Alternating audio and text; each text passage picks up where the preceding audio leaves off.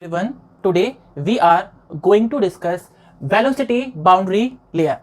Now, consider a fluid whose initial velocity is u infinity. This fluid stream comes in the contact of a stationary flat plate. Now, what happens? Initially, every layer of the fluid is having u infinity velocity in the flow direction. As we already know from the knowledge of fluid mechanics that a layer which comes in the contact with the solid boundary attains the velocity of the plate. Now, plate is stationary, hence a layer of the fluid which is adjacent to the solid stationary plate, this layer also become stationary due to the no slip boundary condition. Now further, what happens?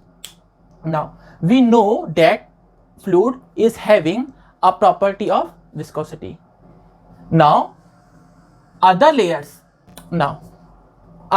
of the fluid, due to the property of this viscosity, are also retarded. Now consider this layer. This layer again, initially it was having u infinity velocity. Now the layer which is lower than this is stationary. Now due to the property of viscosity, this layer is also retarded by this stationary layer. As we already know, there is a property of viscosity in the fluid which resists the flow.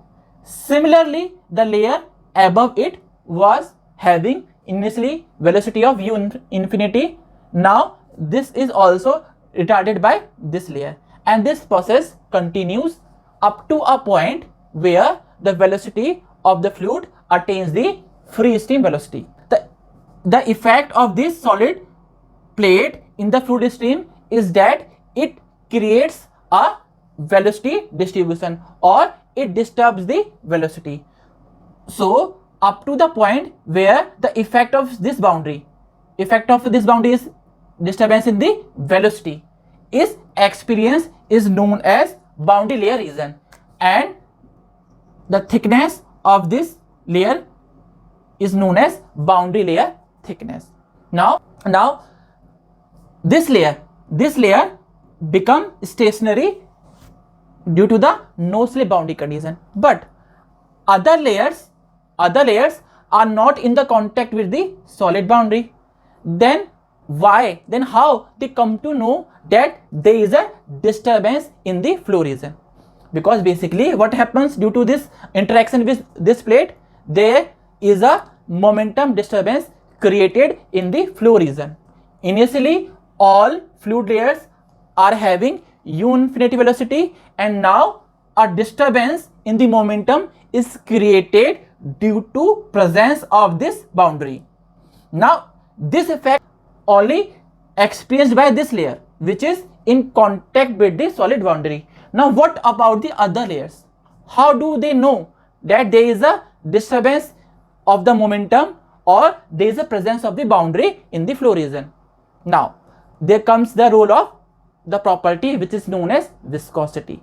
Now viscosity is a property which propagates the message of the momentum disturbance within the fluid.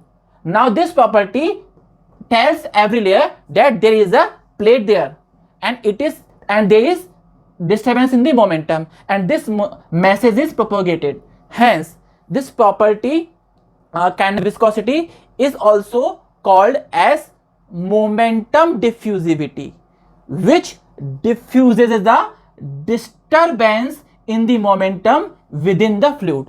This property distributes the disturbance in the momentum within the fluid. Hence it is also called momentum diffusivity. What is the thickness of the boundary layer? And also, if the viscosity of the fluid increases, the boundary layer thickness will increase or decrease. Now there is a complete analysis, and we have done in the UG level by using von Karman analysis, and we can calculate above three equations. First is for delta, boundary layer thickness, second is shear stress, and third is Ft. Now again, this boundary layer thickness is increasing in the flow direction. Why it happens? Because when fluid comes in the contact with the plate, due to change in momentum, there will be a shear stress acted upon the fluid by the plate by Newton's second law. By Newton's third law of motion, there will be a drag force which is acted upon the plate by this fluid layer. So the consequences of the formation of the boundary layer are basically the formation of the drag force on the plate along the flow direction and shear stress on the fluid.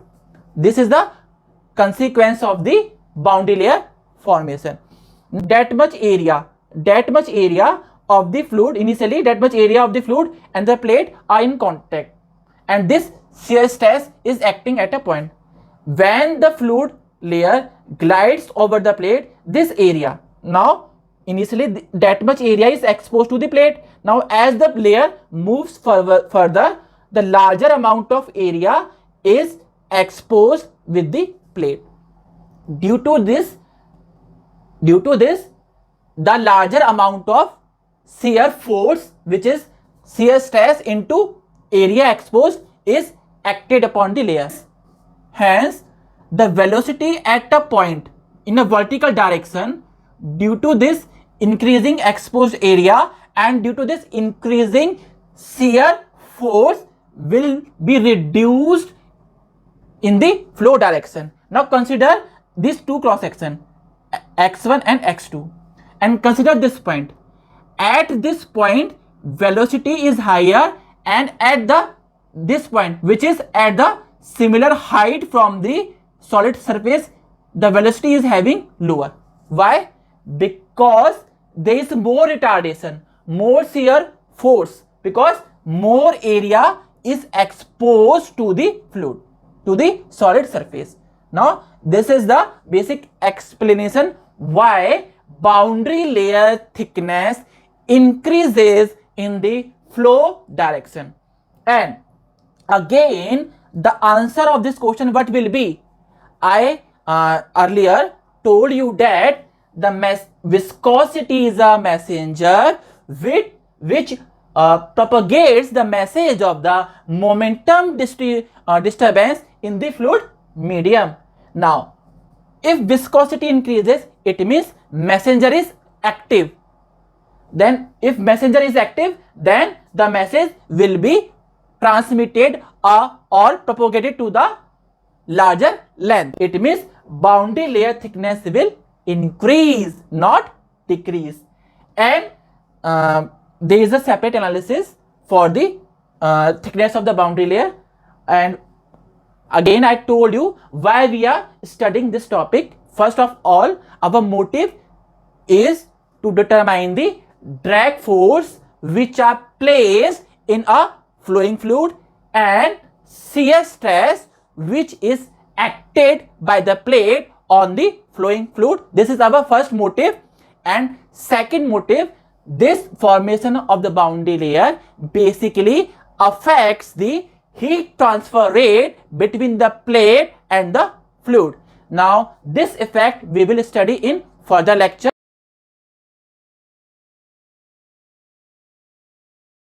We are going to discuss thermal boundary layer.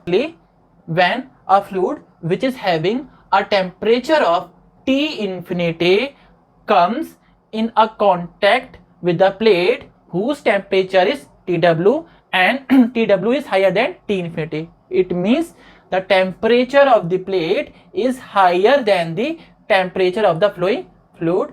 A layer adjacent to the plate attains the thermal equilibrium with the plate and attains the temperature of the plate. Now this layer having the temperature TW which is similar to the temperature of the plate. Now similarly, there is a messenger in the fluid which is known as thermal diffusivity.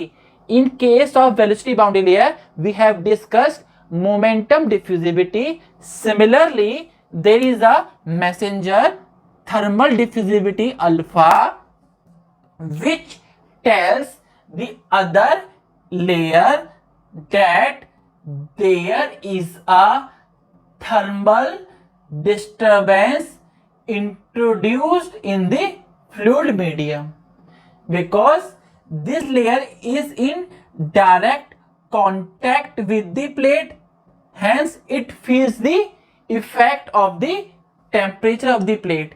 But what about the other plates? Other plates are not in direct contact with the plate. Then how they come to know that there is a plate in the flow medium and this plate is creating a thermal disturbance in the flow medium? So this is done by a messenger which is known as thermal diffusivity. Due to this, the temperature of other layer, which was initially T infinity, reduces and finally up to a point in a direction vertical to the plate, the fluid attains the temperature of free stream temperature up to the thickness where the effect of this plate is experienced in vertical direction is known as delta T, because the effect of the plate is basically creating a disturbance in the temperature or the formation of the temperature distribution. Up to this point, the temperature gradient exists. Above this point, the temperature of the fluid is constant and it is equal to the free stream temperature of the plate. In the last lecture, I basically told you we have studied the velocity boundary layer and there is a purpose of studying this in heat transfer, because already from the basic knowledge of convection we know the heat transfer from this stationary plate to this stationary layer takes place by conduction, and the further layers carry away this heat by advection, by a bulk motion of the fluid or by bulk motion of the layer. So convection is basically conduction plus advection, and this advection basically is affected by the fluid velocity. Now whatever heat is taken by this layer from the plate will be carried away by further layers, and the amount of heat carried by these layers will be affected by the velocity of these layers. Hence there is a influence of the formation of velocity boundary layer on the rate of heat transfer from the plate. Hence we need to know the velocity profile and this will affect the heat transfer. That's why we have studied the formation of velocity boundary layer before studying thermal boundary layer.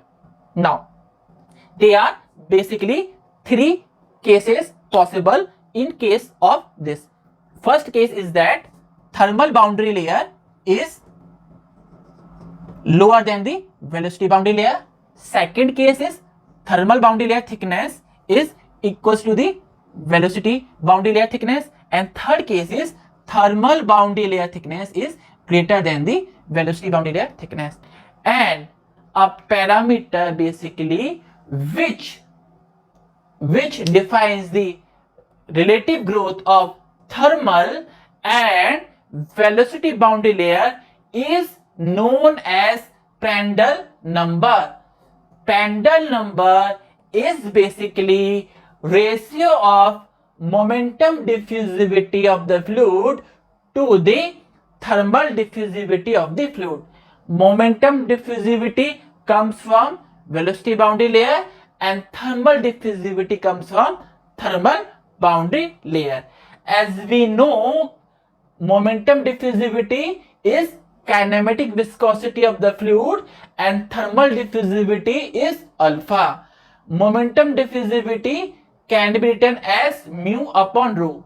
Dynamic viscosity divided by density of the fluid, and thermal diffusivity is basically represented as K by rho C.